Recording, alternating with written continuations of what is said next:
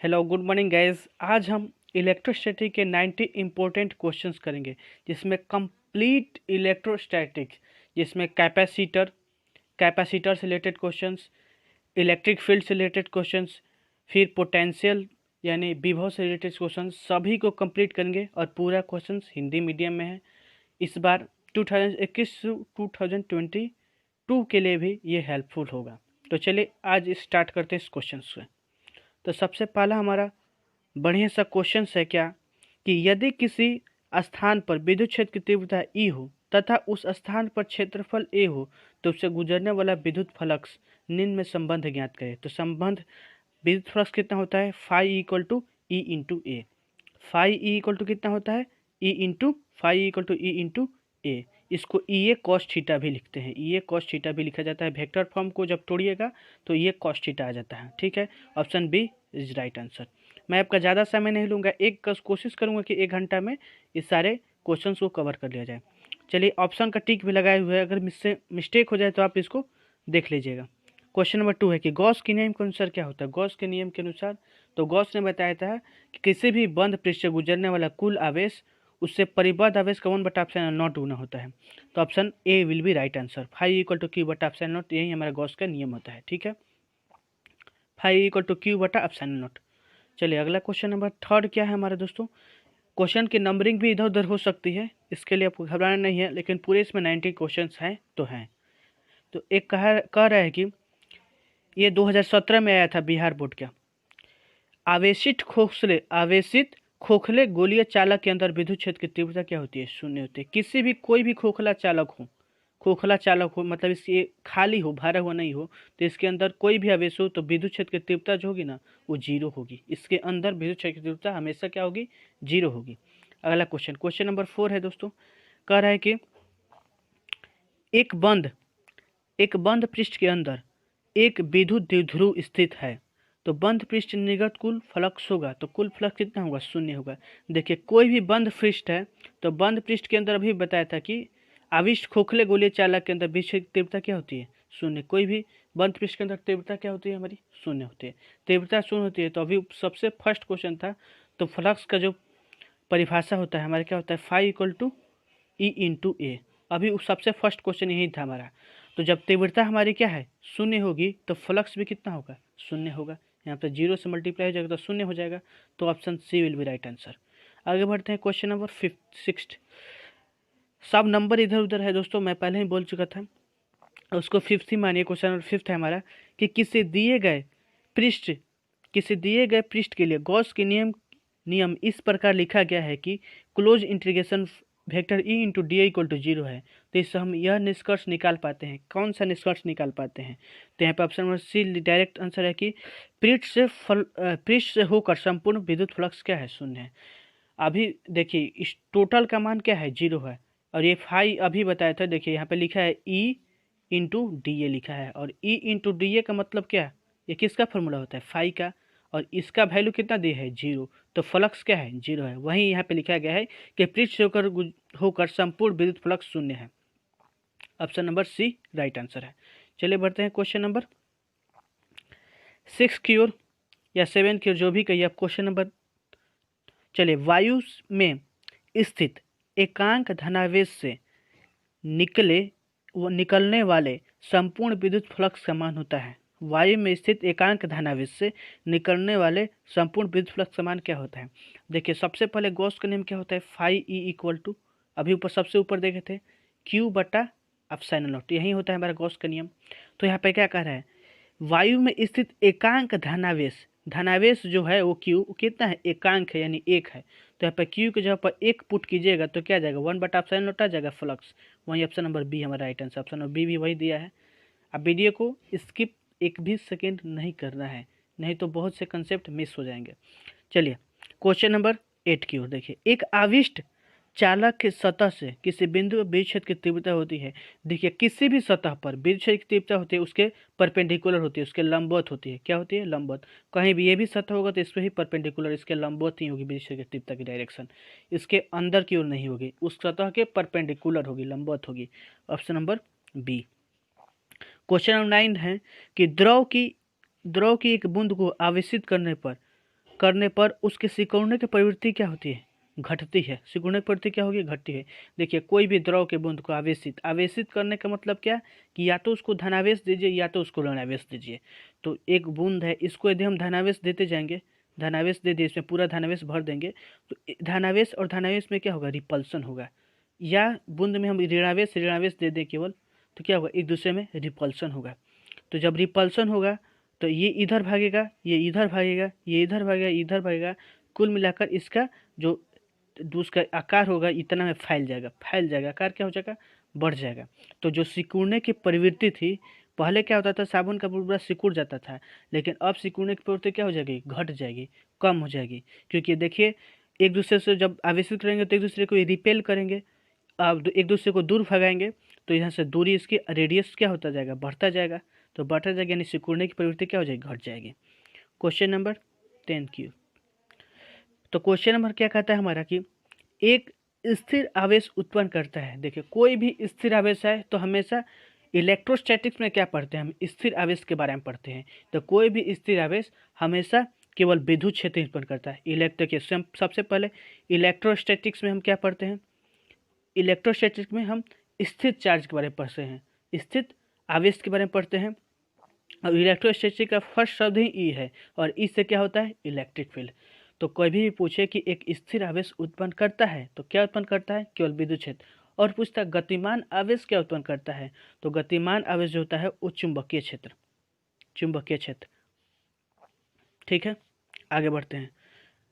अब इस प्रकार के अगर आपको और भी वीडियो चाहिए तो मैं केमिस्ट्री और फिजिक्स के भी पूरे चैप्टर के बना दूंगा। चलिए क्वेश्चन नंबर 15 देखिए कि निम्न में कौन सा विद्युत क्षेत्र का मात्रक नहीं है। विद्युत क्षेत्र का मात्रक देखिए, विद्युत क्षेत्र का फॉर्मूला E इक्वल टू कितना होता है, F/Q। F/Q इसका मात्रक होता है। F का मात्रक न्यूटन, आवेश का मात्रक कूलम, तो न्यूटन प्रति कूलम विद्युत क्षेत्र का मात्रक हो गया। एक और विद्युत क्षेत्र का फॉर्मूला होता है E इक्वल टू कितना आता है, -dV/dr। तो वोल्ट V का कितना होता है, वोल्ट, और R का क्या होता है, मीटर।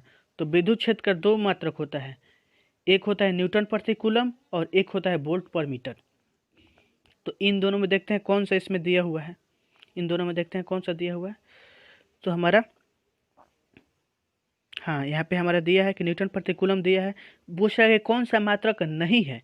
तो देखिए न्यूटन प्रति कूलम है, वोल्ट पर मीटर है, और जूल प्रति कूलम प्रति मीटर भी होता है, केवल ये नहीं होता है हमारा। तो पूछा है कि कौन सा मात्रक विद्युत क्षेत्र की तीव्रता का मात्रक नहीं है, तो ऑप्शन सी जो है हमारा विद्युत क्षेत्र की तीव्रता का मात्रक नहीं है। चलिए आगे बढ़ते हैं। कह रहा है कि एक बिंदुवत आवेश, याद रखिएगा ऑप्शन सी जूल प्रति कूलम विद्युत क्षेत्र की तीव्रता का मात्रक नहीं होता है। जूल प्रति कूलम किसका मात्रक होता है, ये कि देखिए W/Q, W/ किसको कहते हैं, V को।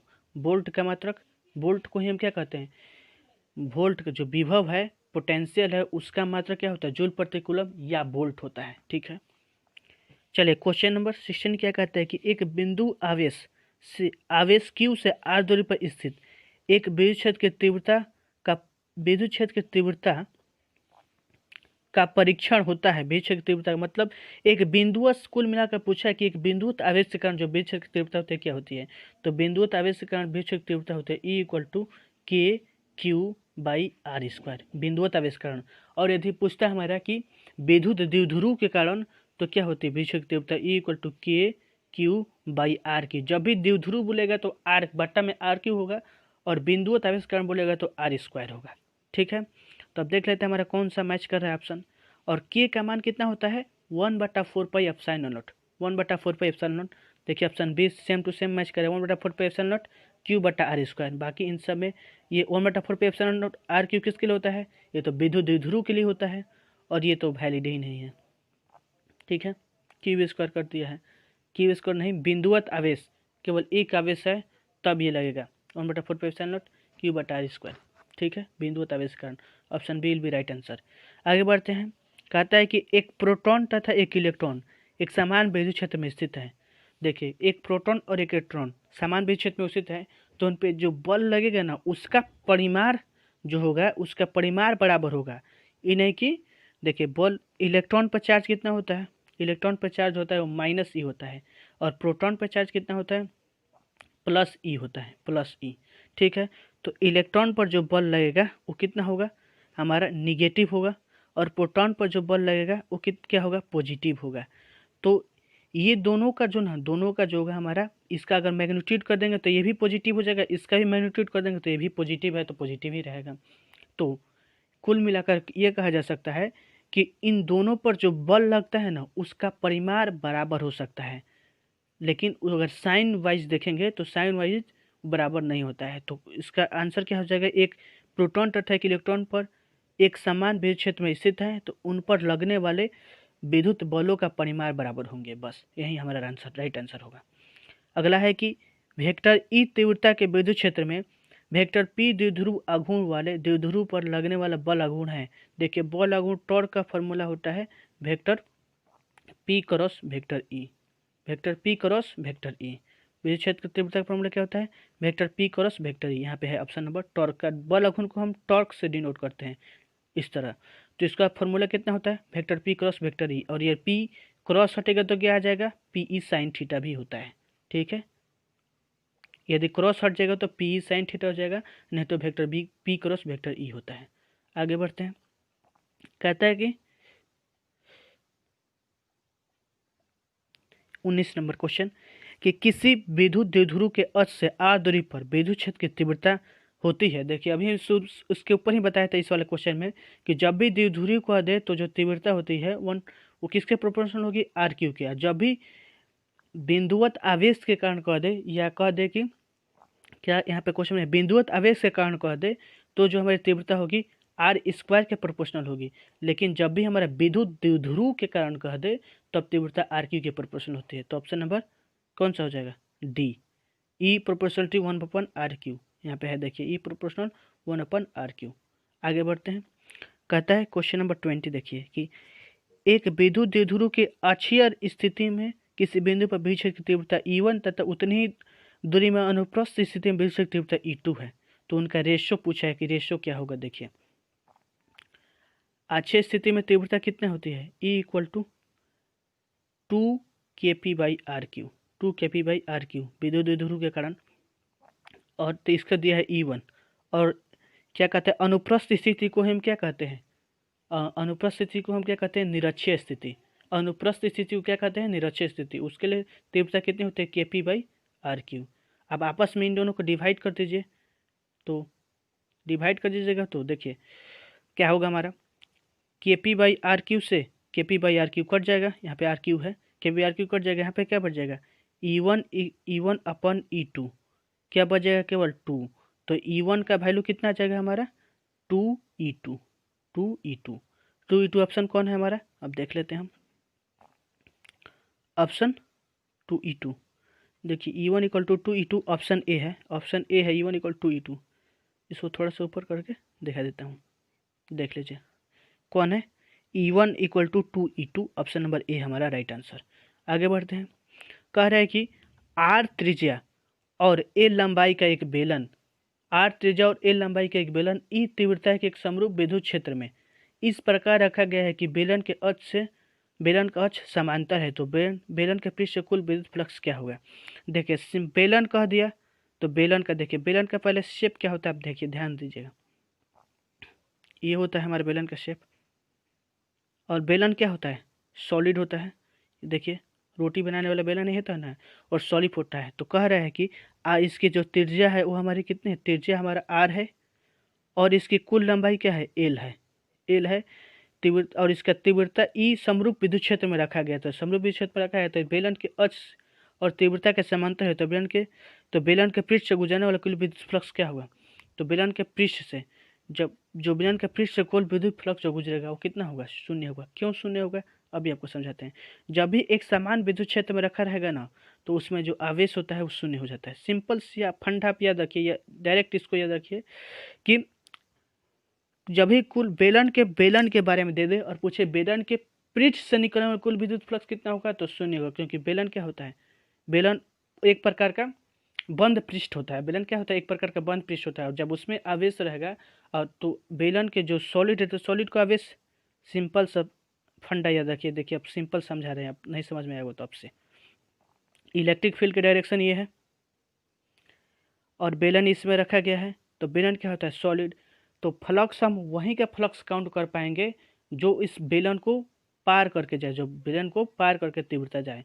तो जो तीव्रता किसके समांतर है? बेलन के अक्ष के समांतर है, ना कि बेलन को पार करते हुए जा रही है। यदि बेलन को पार करते हुए जाती तब जाकर हम उसका फ्लक्स काउंट हो पाता, लेकिन बेलन को पार नहीं करी है, बेलन के अक्ष के समांतर है, बेलन को डायरेक्टली फाड़ कर बीच में से जाती तब कहते हैं बेलन के अक्ष के समांतर है, केवल उसको काट करके नहीं जा रही है। तो जो उसका फ्लक्स होगा कितना होगा? 0 होगा। ठीक है, उम्मीद है समझ में आ गया होगा। आगे बढ़ते हैं। अगला है हमारा कि निम्न में से किसके लिए विद्युत क्षेत्र की तीव्रता ई प्रोपोर्शनलिटी आर नॉट है? तो आर नॉट है तो आवेश की अनंत समतल चादर। देखिए सिंपल समझिए, यहाँ पे देखिए, यहाँ पे लिखा भी गया है, इसके आगे क्वेश्चन आएगा वो। देखिए ई इक्वल टू एक फॉर्मूला होता है सिग्मा बटा 2 एप्सिलॉन नॉट। किसके लिए होता है? अनंत आवेश, अनंत लंबाई की आवेशित समतल चादर तार के लिए। अनंत लंबाई की, अनंत लंबाई या सिंपल बोल दे अनंत लंबाई की आवेशित समतल चादर तार के लिए जो तीव्रता होती है हमारी क्या होती है? ई इक्वल टू सिग्मा बटा 2 एप्सिलॉन नॉट। देखिए इसमें कहीं आर आ रहा है, यहाँ पे हम क्या लिख सकते हैं? आर नॉट के आर के पावर 0 लिख सकते हैं। आर के पावर 0 का मतलब क्या? इसका ई का प्रोपोर्शनल आर के पावर 0, मतलब आर के पर किसी भी संख्या का पावर 0 हो, चाहे कुछ किसी का भी, तो उसका वैल्यू 1 होता है। तो देखिए इस ई इक्वल टू सिग्मा बटा 2 एप्सिलॉन नॉट, इसमें कहीं आर आ रहा है, कहीं आर नहीं आ रहा है, तो यहाँ पे आर के पावर 0 से मल्टीप्लाई कर देंगे तो कोई दिक्कत नहीं होगा, क्योंकि आर के पावर 0 का वैल्यू क्या हो जाएगा? 1 हो जाएगा यहाँ पे।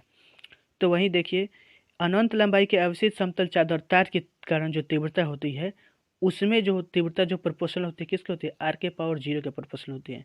समझ गए? तो अनंत अनंत लंबाई या आवेश के अनंत आकार की समतल चादर, बात एक ही है। यही होगा, option number C will be right answer. आप इसको एक बार बढ़िया से देखिएगा तो समझ में आ जाएगा, सभी ऑप्शन को पढ़िएगा। चलिए आगे बढ़ते हैं। कह रहा है कि ए लंबाई की भुजा वाले एक घन के केंद्र पर क्यू आवेश स्थित है, तो इसके पृष्ठ से निकलने वाला कुल विद्युत फ्लक्स कितना होगा? तो क्यू बटा 6 एप्सिलॉन नॉट। देखिए क्या करे, किसी एक पृष्ठ से, देखिए घन के, ये घन हो गया हमारा, घन हो गया, घन के कुल कितने पृष्ठ होते हैं? 6 पृष्ठ होते हैं। तो देखिए एक पृष्ठ से हमारा आवेश, देखिए केंद्र पर आवेश स्थित है, तो घन के कुल कितने पृष्ठ होते हैं? 6। एक पृष्ठ से कितना आवेश निकलेगा? क्यू बाई, एक पृष्ठ जो फ्लक्स होगा कितना निकलेगा? 5 इक्वल टू क्यू बटा 6 एप्सिलॉन नॉट। तभी ना 6 पृष्ठ से कितना निकलेगा? 6 पृष्ठ से जो फ्लक्स होगा कितना होगा? क्यू बटा एप्सिलॉन नॉट होता है। तो सिंपल याद रखिएगा, जब भी घन के बारे में दे दे, पूछेगा कि किसी एक पृष्ठ से निकलने वाला कुल आवेश कितना होता है, तो क्यू बटा 6 एप्सिलॉन नॉट। सिंपल, किसी घन के केंद्र पर क्यू आवेश स्थित है, तो उसके किसी एक पृष्ठ से निकलने वाला कुल आवेश कितना होता है? क्यू बटा 6 एप्सिलॉन नॉट। और पूछेगा पूरे पृष्ठ से निकलने वाला कितना आवेश होता है, तो क्यू बटा एप्सिलॉन नॉट बस। आगे बढ़ते हैं कि एक कह रहा है कि एक खोखले गोले की त्रिज्या r तथा उस पर आवेश q कूलम है, तो उसके केंद्र पर विद्युत विभव क्या होगा? देखिए किसी भी गोले के लिए केंद्र पर विद्युत विभव क्या होता है? v इक्वल टू 1 बटा 4 पाई एप्सिलॉन नॉट q बटा r। बस विद्युत विभव ये होता है। ऑप्शन नंबर हमारा सी विल बी राइट आंसर। गोले के केंद्र पर का है विद्युत विभव, चाहे गोले के पृष्ठ पर का है, यही हमारा फॉर्मूला होता है बस, और कोई नहीं होता है। ठीक है, आगे बढ़ते हैं। कह रहे हैं कि ई इक्वल टू 0 वाले क्षेत्र में भी का दूरी के साथ विचरण होगा, तो भी आर के मान पर निर्भर नहीं करता है। इसको आप डायरेक्ट भी याद रखें, जब भी इक्वल टू 0 थे वाले ई इक्वल टू 0 वाले क्षेत्र में भी दूरी के साथ विचरण होगा, तो भी का मान जो आर पर निर्भर नहीं करता है। इसको डायरेक्ट भी याद कर सकते हैं, यदि याद रख सकते हैं। ये आपको डेरिवेशन देखिए मैं तुरंत बता देता हूँ 1 सेकंड में। ई इक्वल टू कितना होता है? Minus D V by D R. D R होता है minus D V by D R. और ई क्या है हमारा? 0। ई क्या है हमारा? 0 है। तो 0 में डी आर, 0 में यहाँ पे 0 है, और इधर से क्रॉस मल्टीप्लिकेशन कीजिएगा और डी आर इधर चला जाएगा, तो 0 में डी आर से मल्टीप्लाई होगा तो क्या हो जाएगा? 0, और इधर क्या हो जाएगा? माइनस डी भी। डी बचेगा, आप इंटीग्रेट कर दीजिएगा दोनों तरफ, तो क्या इंटीग्रेट कीजिएगा तो डी हट जाएगा, केवल क्या बच जाएगा? भी। और किसी भी कॉन्स्टेंट का इंटीग्रेट करते हैं तो यहाँ पे क्या आता है? कॉन्स्टेंट आता है, तो सी। तो देखिए विभव का दूरी के साथ कोई संबंध है? नहीं है। भी इक्वल टू क्या आ गया, सी आ गया, कांस्टेंट आ गया, दूरी के साथ कोई संबंध है ही नहीं, तो ऑप्शन नंबर हमारा कौन सा होगा, सी डी। विभव भी का मान आर पर निर्भर नहीं करता है। बस अगला क्वेश्चन है, अगला थोड़ा न्यूमेरिकल टाइप है, देख लेते हैं कि हाइड्रोजन परमाणु का नाभिक 10 के पावर माइनस 15 मीटर की त्रिज्या का एक गोला है, तो नाभिक के पृष्ठ पर विद्युत क्षेत्र क्या होगा, नाभिक के पृष्ठ पर विद्युत क्षेत्र क्या होगा। तो देखिए विद्युत क्षेत्र का भी एक फार्मूला बताए थे, ई इक्वल टू कितना होता है, minus D V by D R. ठीक है, आपको क्या दिया है, आर दे दिया है, और क्या दिया है, विद्युत क्षेत्र पूछ रहा है। विद्युत हाइड्रोजन परमाणु के नाभिक पर 10.15 मीटर त्रिज्या का एक, क्या दिया है, एक 15 मीटर त्रिज्या का एक खोखला गोला है, तो नाभिक के पृष्ठ पर विद्युत क्षेत्र कितना होगा, वोल्ट पर मीटर। ई इक्वल टू हमारे यही फॉर्मूला लगेगा, minus D by D are. इसको देखिए कैसे सॉल्व किया जाता है। हाइड्रोजन परमाणु के नाभिक का 10 के पावर माइनस 15 मीटर त्रिज्या, आर का मान कितना दिया, 10 के पावर माइनस 15 मीटर, और क्या होगा, 10 के पावर माइनस 15 मीटर।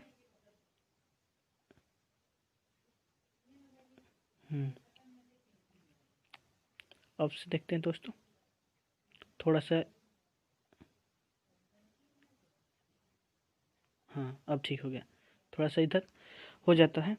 आगे बढ़ते देखिए फिर से, कौन सा क्वेश्चन था हमारा, हाँ यहाँ पे क्वेश्चन था, क्या कह रहा है कि 10 के पावर माइनस 15 मीटर का गोला है, तो नाभिक के पृष्ठ पर विद्युत क्षेत्र होगा, विद्युत क्षेत्र कितना होगा, तो E equal to minus D V by D R होता है। और विभव चाहिए, तो विभव के लिए हाइड्रोजन के लिए हम क्या करेंगे, हाइड्रोजन परमाणु के नाभिक पर आर मीटर 10 का त्रिज्या का नाभिक के विद्युत क्षेत्र होगा। कुछ शायद इसमें कुछ मिसिंग है, कुछ डाटा इसमें मिसिंग है दोस्तों, इसको रहने देते, इसको छोड़ दीजिए, वैसे भी न्यूमेरिकल आपके बोर्ड में आने वाला नहीं है। आगे क्वेश्चन नंबर 13 देखिए, क्वेश्चन नंबर देखिए, नेक्स्ट क्वेश्चन देखिए, या मैं इसको आपको अलग से इसका सॉल्यूशन बाद में वीडियो बना दूंगा, कैसे इस न्यूमेरिकल सॉल्व करेंगे, देखेंगे क्वेश्चन, किताब में देखोगे कहीं इस पर डाटा कोई मिसिंग तो नहीं है। चलिए आगे बढ़ते हैं। कह रहा है कि 9 गुना 10 के पावर 15 मीटर त्रिज्या का नाभिक जेड इक्वल टू 50 सतह पर विद्युत विभव क्या होगा। देखिए त्रिज्या भी दिया है और विभव पूछ रहा है, और जो हमारे परमाणु संख्या दिया है वो कितना थे, 50 दिया है। तो इसके लिए जो फार्मूला लगेगा हमारे विद्युत क्षेत्र के लिए क्या होगा, E equal to 1/4 pi epsilon naught, 4 pi epsilon naught Z E square upon R square, Z E square upon R square. इस फॉर्मूला में इस मान को पुट कीजिएगा, बस सिंपल आपका वैल्यू आ जाएगा। जब भी नाभिक के बारे में कह देगा तो Z E square Q one into Q two की जगह पर लगाया जाता है अपन आर स्क्वायर, बस इस फॉर्मूला में पुट कीजिएगा, आपका वैल्यू आ जाएगा। क्या कह रहे हैं, 10-15 मीटर त्रिज्या वाले नाभिक सतह पर विद्युत विभव होगा, तो यहाँ से इलेक्ट्रिक फील्ड आ जाएगा। तो जब इलेक्ट्रिक फील्ड आ जाएगा तो क्या लीजिएगा, D V E equal to क्या होता है, D V by D R, यहाँ पुट कर लीजिएगा, आर का मान भी पुट कर दीजिएगा, वैल्यू आपका अपने आप आ जाएगा।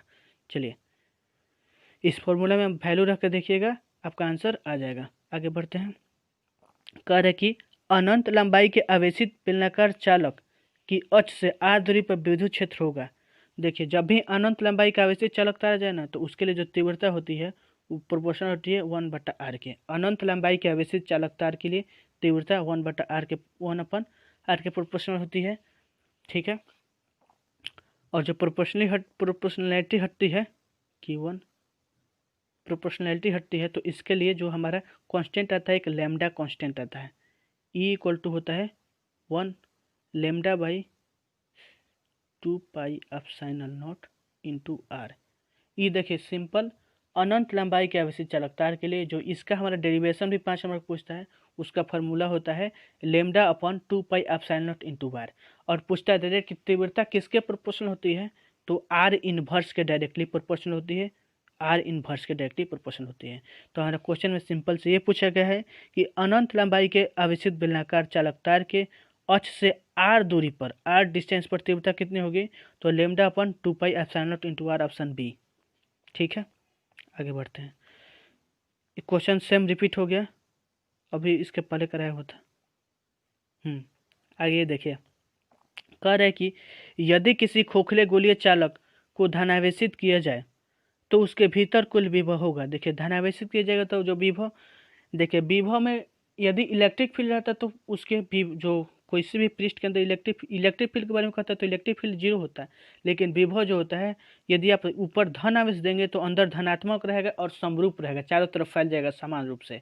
यदि ऋणात्मक देंगे तो ऋणात्मक रहेगा और चारों तरफ फैल जाएगा समान रूप से ऋणात्मक। तो हमारा ऑप्शन बी हो जाएगा, जो कि धनावेशित किया गया है तो उसके भीतर जो विभव होगा वो धनात्मक होगा और समरूप होगा। फिर अगला है कि एक आवेशित खुले गोलाकार चालक के केंद्र पर विद्युत क्षेत्र शून्य होता है, विभव नहीं। यहाँ पे देख सकते हैं आप, अभी इसके पहले भी मैंने फॉर्मूला बताया था कि पृष्ठ के अंदर